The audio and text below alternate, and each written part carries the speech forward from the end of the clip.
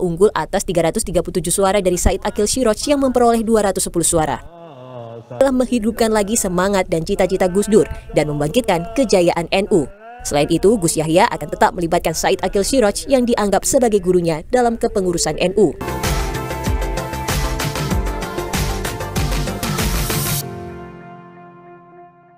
Ketua PBNU terpilih pernah dilecehkan oleh Tifatul Sembiring dan nyinyiran elit ormas terlarang. Artikel dari Nafis. Salah satu ormas Islam terbesar di Indonesia adalah Nahdlatul Ulama atau yang biasa disingkat dengan NU guys, yang bergerak dalam bidang keagamaan, pendidikan, sosial, dan juga ekonomi. Organisasi ini berdiri pada tanggal 16 Rajab tahun 1944 Hijriah atau tepatnya 31 Januari tahun 1926 di kota Surabaya dan dipimpin oleh Kiai Haji Hashim Asy'ari sebagai Rais Am, yaitu pendiri sekaligus pimpinan pertama. Sejak berdiri sebelum Indonesia merdeka hingga saat ini guys, NU ini sudah banyak membantu masyarakat Indonesia dalam bidang keagamaan, pendidikan, sosial, dan juga ekonomi, sehingga tidak heran jika kita bisa melihat banyak lembaga NU yang ada di masyarakat. Ada Lembaga Dakwah Nahdlatul Ulama atau LDNU, kemudian Lembaga Pendidikan Ma'arif Nahdlatul Ulama atau LP Ma'arif NU, Lembaga Pelayanan Kesehatan Nahdlatul Ulama atau LPKNU, Lembaga Perekonomian Nahdlatul Ulama atau LPNU, dan lembaga NU lainnya yang tidak mungkin disebutkan satu persatu. Kepemimpinan pengurus besar Nahdlatul Ulama atau PBNU ini juga terdiri dari Rais Akbar atau pendiri sekaligus pimpinan pertama, kemudian Rais Am, pimpinan tertinggi atau legislatif, dan Rais Tanfiziyah atau ketua umum pelaksana atau eksekutif selaku pelaksana harian yang didampingi oleh seorang sekretaris jenderal dalam melaksanakan tugas sehari-harinya. Dan beberapa hari guys, Kiai Haji Yahya Khalil Saquf atau Gus Yahya ini resmi terpilih menjadi ketua umum pengurus besar Nahdlatul Ulama atau PBNU periode 2021 sampai 2026 lewat Muktamar ke-34 NU yang digelar di Lampung. Lalu guys, siapakah sebenarnya sosok ketum PBNU ini? Ada yang masih ingat bagaimana seorang Tifatul Sembiring pernah melecehkan Gus Yahya ini? Ya, mantan Menteri Komunikasi dan Informatika masa SBY dari PKS yaitu Tifatul Sembiring pernah mengaku baru mengetahui bahwa Yahya Khalil Saquf ini merupakan seorang kiai guys. Gus Yahya ini sebenarnya bukan sosok sembarangan ya di NU. Beliau ini merupakan putra dari Kiai Haji Muhammad Khalil Bisri, pengasuh pondok pesantren Raudhatul Thalibin di Leteh, Rembang, Jawa Tengah.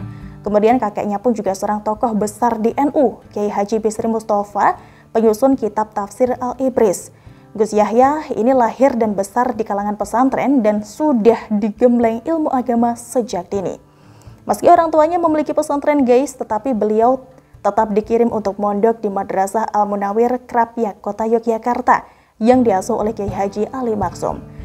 Nah, selepas dari pondok nih guys, Gus Yahya ini melanjutkan pendidikan tinggi di Fakultas Ilmu Sosial dan Ilmu Politik Universitas Gadjah Mada atau FISIP UGM ya. Setelah menyelesaikan studi di UGM, Gus Yahya ini juga sempat bermukim selama 1 tahun di Mekah, Arab Saudi untuk menuntut ilmu. Beliau juga memiliki jaringan internasional sejak tahun 2014 dengan menjadi salah satu inisiator atau pendiri Institut Keagamaan di California, Amerika Serikat, yaitu Bait Al-Rahman li Ad-Da'wah Al-Islamiyah Rahmatan li Al-Alamin, yang mengkaji agama Islam untuk perdamaian dan juga rahmat alam. Tidak hanya itu guys, Yahya Khalil Saquf ini juga pernah dipercaya menjadi tenaga ahli perumus kebijakan pada Dewan Eksekutif Agama-Agama di Amerika Serikat Indonesia yang didirikan berdasarkan perjanjian bilateral yang ditandatangani oleh Presiden Obama dan Presiden Jokowi pada Oktober 2015 untuk menjalin kemitraan strategis Amerika Serikat Indonesia. Jadi sudah sangat jelas ya, jika Kiai Haji Yahya Khalil Saquf atau Gus Yahya ini bukan orang sembarangan. Karena selain seorang kiai, beliau ini juga memiliki prestasi di tingkat internasional. Lalu apa prestasi yang bisa dibanggakan dari mantan Presiden PKS bernama Tifatul Sembiring ini? Jadi Menkominfo tapi malah bertanya internet cepat buat apa? Menteri dari PKS yang katanya partai dakwah tapi malah ketahuan follow akun vulgar pada bulan Maret 2014 lalu yang ngeles kepencet. Bahkan pada April 2014 silam guys, akun tersebut ini masih aktif ya dan tidak diblokir, padahal Tifatul ini menjabat sebagai Menkominfo saat itu. Selain ketahuan follow akun vulgar, Tifatul Sembiring pun yang sekarang menjabat sebagai Ketua Fraksi MPR RI dalam kepengurusan DPP PKS periode 2020 sampai 2025 ini juga pernah membela elit PKS yang ketahuan nonton video asusila di DPR saat itu dengan mengatakan bahwa nonton video tersebut bukan dosa besar. Tifatul Sembiring juga pernah ketahuan membuat status dan memajang foto hoaks terkait tragedi kemanusiaan Rohingya, guys. Bahkan Tifatul Sembiring ini dengan gayanya memimpin 10.000 kader PKS untuk demo ke Dubes Amerika.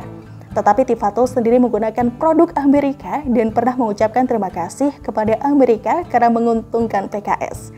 Jadi Presiden Jokowi pernah dikatakan antek asing ya, karena menunduk saat salaman dengan asing. Lalu bagaimana dengan Tifatul Sembiring yang salaman sambil nunduk dengan istri Presiden Amerika Serikat berikut ini? Jika PKS teriak anti-Cina karena dianggap komunis, itu semua hanya kedok guys untuk mencari simpati rakyat kecil karena faktanya PKS sudah lama bekerja sama dengan Partai Komunis Cina atau PKC. Ketua Majelis Syuro Salim Segaf Al-Jufri dan Presiden PKS Sohibul Iman ini juga menerima kunjungan kehormatan Duta Besar Cina atau Tiongkok di kantor Partai Keadilan Sejahtera pada tahun 2016 lalu dan dimuat dalam situs resmi milik PKS. Bahkan guys, banyak loh simpatisan dan kader PKS yang teriak anti-Cina, tapi tidak tahu atau pura-pura tidak tahu ya jika anak Tifatul Sembiring ini kuliah di Cina. Ngakak so hard. Jadi sudah bisa menilai sendiri bukan? Bagaimana kualitas seorang Tifatul Sembiring yang pernah melecehkan Kiai Haji Yahya Khalil Stakuf atau Gus Yahya yang sekarang menjadi ketum PBNU periode 2021 sampai 2026 nanti. Guys, tapi ya, bukan hanya Tifatul Sembiring nih yang pernah melecehkan Gus Yahya. Elit PKS lainnya yaitu Ketua Umum DPD PKS Sumatera Utara atau Sumut, Haji Salman Al-Farisi LC. Ini juga pernah melecehkan dan menghina Yahya Stakuf dengan kata yang tidak sopan, yaitu cecunguk.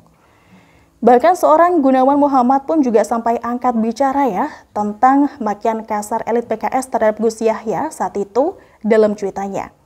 Miris ya guys, memang PKS yang katanya partai dakwah, tapi elitnya begitu mudah melecehkan ulama NU yang merupakan ormas Islam terbesar di Indonesia.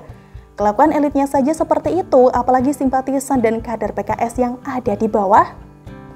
Yang terbaru guys, Wakil Sekretaris Jenderal atau Wasekjen PA212 Novel Bamukmin ikutan nyinyir dengan mengatakan bahwa NU telah mendapat musibah atas terpilihnya Gus Yahya. Karena menurutnya Gus Yahya sangat kental dengan serat paham sepilisnya yang sesat mengatasnamakan agama dan otomatis mengatasnamakan NU. Ungkapnya guys, jangan memutarbalikkan fakta dan membodohi masyarakat deh. Gus Yahya itu seorang kiai, ayah dan kakek beliau pun juga seorang tokoh besar NU. Jadi wajar jika terpilih sebagai ketum PBNU. Kita malah balik bertanya ya, apa sih manfaat PA212 yang lahir kemarin sore untuk kepentingan umat dan rakyat Indonesia selama ini? Bukankah PA212 dan afiliasinya yang memanfaatkan agama selama ini demi kepentingan politik dengan demo berjilid-jilid?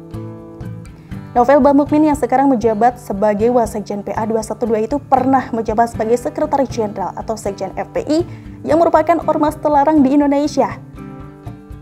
Dan akhir kata guys, masih percaya PKS partai dakwah jika elitnya pernah ketahuan follow akun vulgar, menyebarkan hoaks, berterima kasih kepada Amerika dan begitu mudahnya melecehkan Kiai NU yang merupakan ormas Islam terbesar di Indonesia? Masih percaya dengan ocehan elit ormas terlarang yang lahir kemarin sore dan tidak jelas apa manfaatnya bagi umat dan rakyat Indonesia selama ini selain demo berjilid-jilid, berkedok bela agama? Wassalam dari Nafisi Ward.